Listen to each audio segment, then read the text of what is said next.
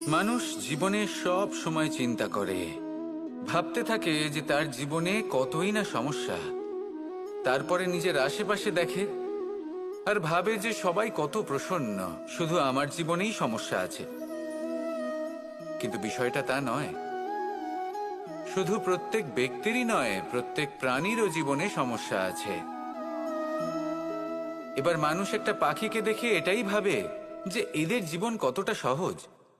কোনো দেশেরই সীমারেখা এদের ওপর লাগু হয় না। কোথায় থাকবে সেই নিয়েও কোনো ভাবনা নেই। কত শান্তির জীবন এদের।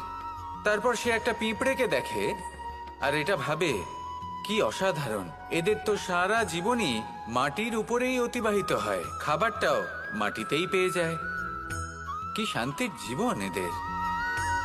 কিন্তু যখন কোনো ঝড় আসে তখন সবার আগে সেই পাখির বাসাটাই ঝড়ে ভেঙে যায়।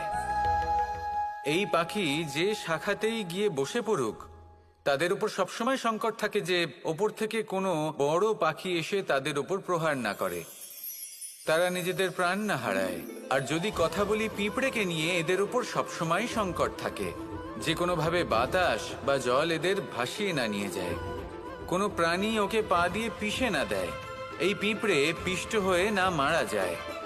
দেখুন, সমস্যা প্রত্যেকের জীবনে রয়েছে।